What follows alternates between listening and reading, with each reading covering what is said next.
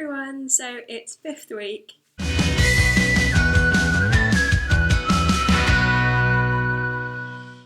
Now, fifth week in Oxford is home to a phenomenon called the Fifth Week Blues. I was at an Oxvlog dinner yesterday. I met up with a couple of the other Oxvloggers. Were you awake during the lecture? She said it in the most dramatic way as well. That was so strange. She leaned over and she was like, so, what do you think of the lecture? My friends just jumped in front of the camera. Do they? Yeah, it's jumping in front. My friend did, yeah, I'm featuring now, aren't I? And I'm like, oh god.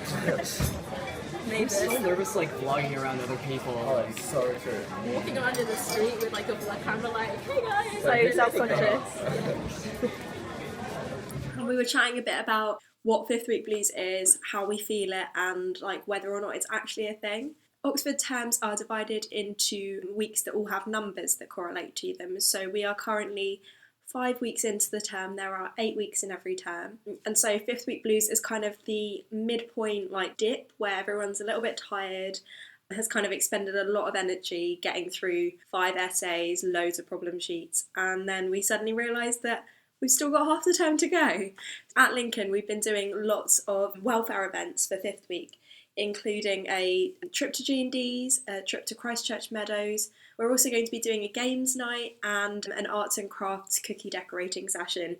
So the welfare team at Lincoln, we are very focused on trying to make sure people have nice things to do in fifth week to kind of counter the fact that we're also under a lot of stress.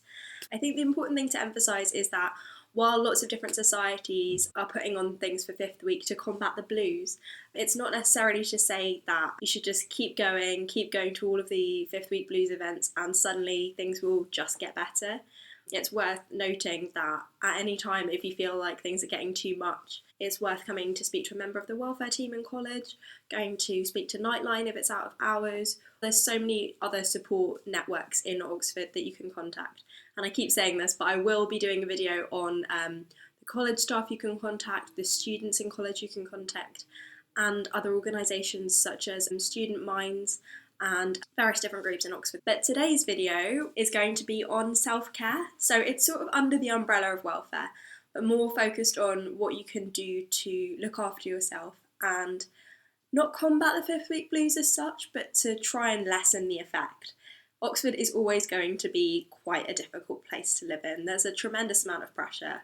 Socially, you might want to fit in, make friends, try and keep up with everything. There's the academic pressure, there's living independently. It's so many different things that you've got to try and reconcile. So it's perfectly understandable at any point in the term really to feel like it's getting a bit much. So one of the first things I'd recommend for self-care is, if at all possible, trying to get out of the college or the Oxford bubble in any way you can.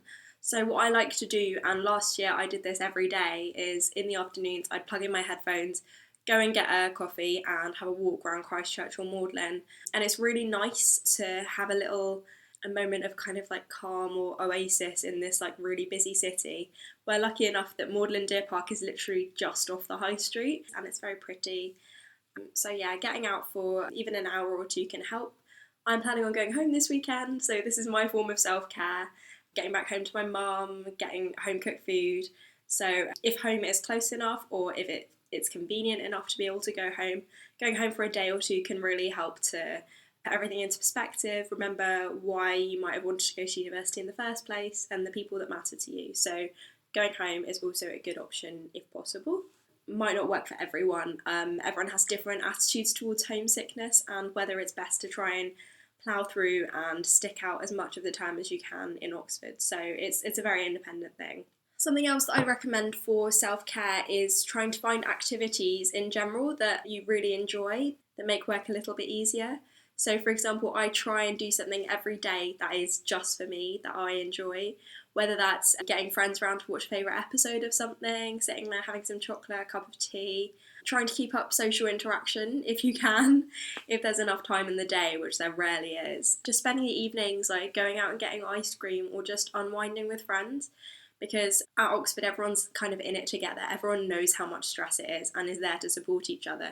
So meeting up with people in a similar position kind of helps you to normalise it all and realise that, oh, I've been working all day, but so is this person, and it's not just me, and we can all get through it together kind of thing. So that idea of like solidarity is really nice. In terms of other activities you could do, I've got a colouring book which I quite like doing. The chaplain in our college has a crafternoon once a week where you go in, bring like a knitting or colouring in or whatever you want to do and just sit there.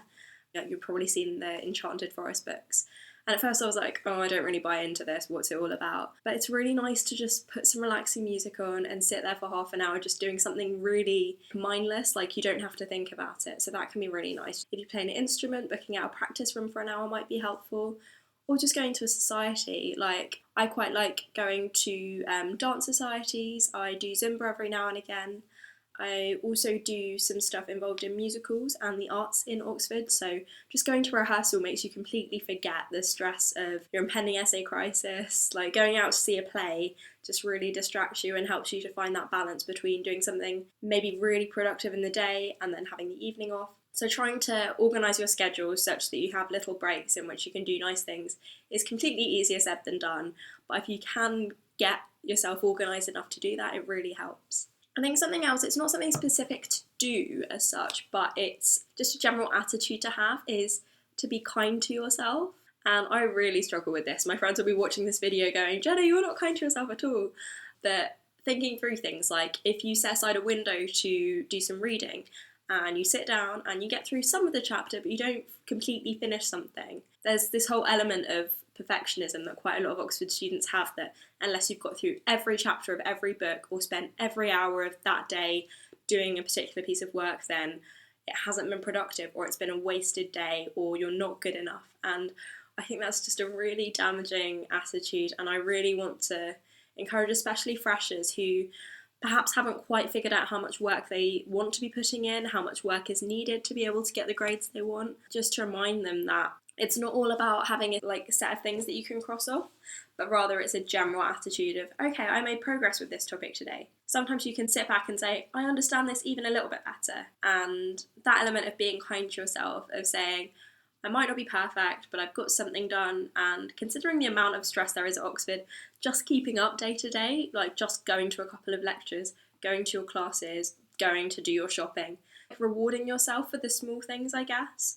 So me and my friend Molly love going to coffee shops now because they've started doing their festive ranges. So there's all different types of hot chocolate and coffee and things. So if we've had a bit of a stressful day, we'll meet up, go and get a hot chocolate and just chat about how our day's been. And that's really nice. So kind of ties in with doing activities, but also being kind to yourself. And surrounding yourself with people who will remind you to be kind to yourself is really important. My friends always remind me to take breaks, tell me not to take too much on. Being surrounded by positive people kind of affects your attitude, I find. I think exercise is something that can really help as well. It's very hypocritical for me to say this because it's been a long time since I've had time to exercise or go to Zumba classes. But sometimes people like going out on runs, doing an exercise video in the morning on YouTube. There's plenty of different things. So if you can figure out something to release that energy, I guess. There's a whole load of science behind why doing exercise helps your mental health more generally. I also find buying yourself treats, it's kind of like what I said about getting a coffee.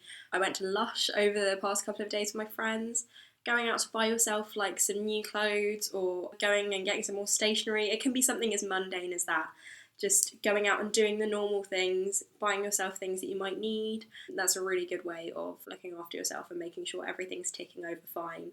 It's all too easy in Oxford to fall into a trap of, oh, I've got to get the next thing done, I've got to get the next thing done. I don't have time to go to Tesco, or I don't have time to do my laundry. Making that time, cutting back in other areas is kind of a way of practicing self-care because you're making sure you don't overburden yourself with just work, because there's so much more to life than just getting your essays in, just getting your deadlines in. And making time to do those mundane things can really help you to feel like you've got things in order, just making a to-do list every day, things like that. So just being able to tick things off sometimes helps as well. Just to say, if there's anything else you might be struggling with in fifth week, I really encourage you to go and just have a cup of tea and chat to one of your welfare officers, the college nurse, the college chaplain.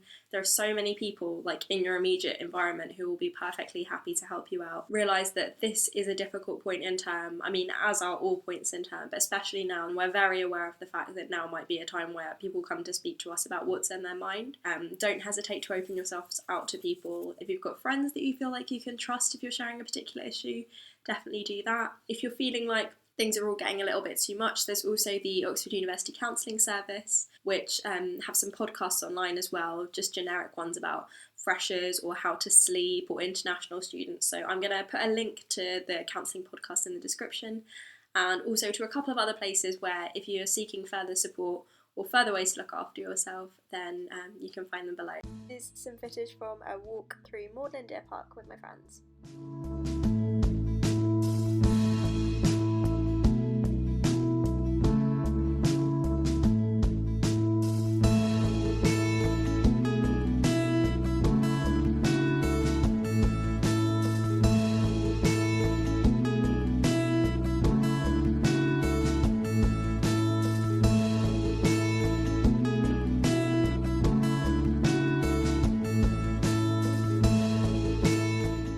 This week I also went to South Park to see the fireworks.